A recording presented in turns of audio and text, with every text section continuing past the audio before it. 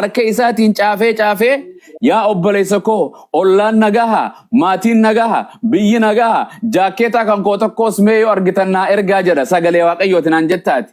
Shaadaa isin qabsiisu jirra malee mee quraanni kiyya isa jira.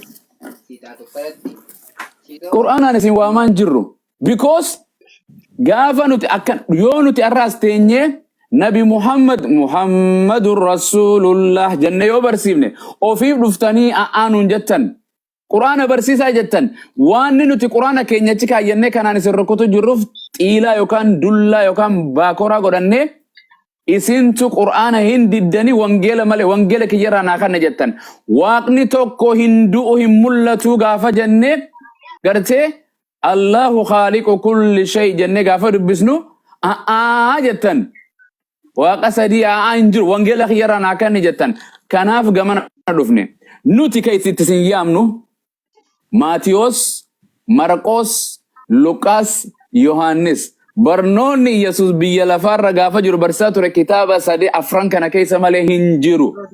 Kaan maal jedhame isin himu? Wangeelota kan jedhamu kitaaba Ortodoksii keessaas 4 callaa jira. Kitaaba Phentee keessaas 4 callaa jira. Kaan hundi waan jedhu isin himu. Kaan hundi ergaa isin himu dubbisaa dhaggeeffadhaa dabdabbe mootummaan Abiyyiin biyya addunyaarra jirtu hundatti waraqaa biyyattiin argin hin qabu. Mootummaan addunyaadhaa Ameerikaadhaa biyya addunyaa hunda xalayaa argaa bara. Dhaggeeffadha akka jedhu. Eeggadha dhaggeeffadha isiniif hin dubbadha. Maatiyos Wangeela Yohaannis jedhee achi booda hojii ergamootaa jedhee gartee akka jedhu maal jedha? Ergaa Phaawulos gara Roomaatti caafee jedha. Ergaa Phaawulos hayyee.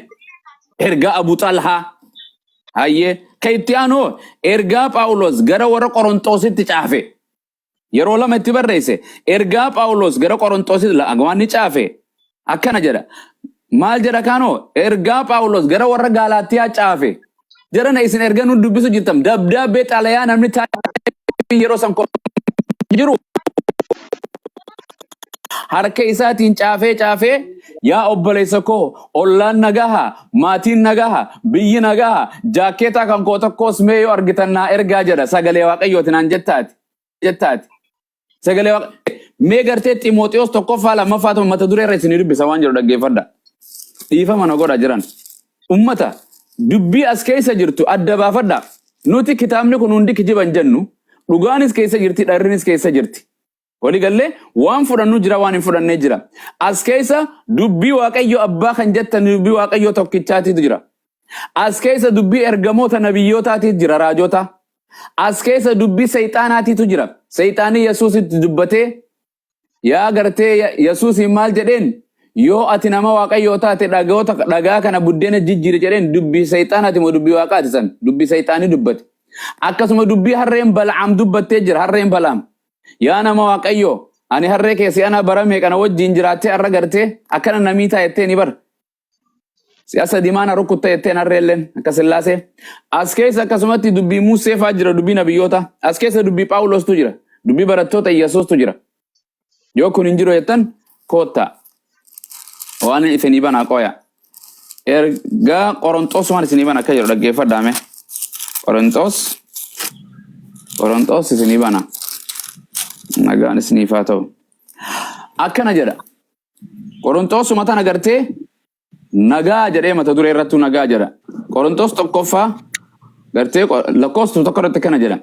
Ani Phaawulos fedha waaqayyootiin ergama Kiristoos Yesuus ta'uudhaaf kanaan waamamee jedha. Eenyu dubbata kana? Yesuustu dubbate moo ofiif dubbachuu jira namtichi? Eenyu dubbachuu jira kana? Ani Phaawulos fedha waaqayyootiin ergama Kiristoos Yesuus ta'uudhaaf kanaan waamame jedha. Ofiif haasa'u jira. Phaawulos ofiif barataa Yesuus of godhe. Ofiif gartee ani gartee barattoota isaa ajjeesee waldaa keessaa baasee fixuun tureef hin jedhe. Yesuus Phaawulos gartee barattoota qof fixuu ture hin jenne. Barattoonni Yesuus Phaawulos nu fixuu ture hin jenne. Namtichi ofumaaf mul'anni ofiif nam mul'ate jedha. Sagalee ofiif hin dhagee jedha. Waa'uma hundaa'u Dhara kootiin gartee kijiba kootiin gartee namootan gara gartee gooftaa yoo yaame maaliifin yakkamaa taayyataa abbaatu jedha. Kijibee yoo dhufan maaltu isin galchee gara kiristaanummaa isin. Namnummaa dhufuudha malee jedha. So saniif isinirraa dhiisaa gara dubbii Yesuusitti deebina dura. Wangeela keessatti Yesuus waan jedhu ani gartee dhugaa ba'uun kan koon fudhatamtu jedha. Kan dhugaa naa ba'u tokkootu jira jedhe innis abbaa. Osoo Yesuus wangeela keessatti gartee caafame ani waaqa kan jedhu ta'e hin fudhatamtu. Maaliif jennaan dhugaa ba'uun kan koo hin fudhatamtu jedhe. Yoo waaqayyoon akkuma gartee tokkicha gartee kan koo argadhe jedhe. Yesuus gartee ergamaa godheetiin erge jedhe. Waliigallee yoo Yesuus gartee ani waaqa kan jedhu hin fudhatamu. Waaqayyoon dura ergaan dura waaqayyo abbaan isin jettan Yesuus waaqa jedhee fi ragaa ba'uu fi qaba. Lammaffaa Yesuus Kiristoos anu waaqa jedhee ragaa ba'uu qaba. Isin waan wangeela irra hin jirre nun lallabdanii akkamiin fudhan?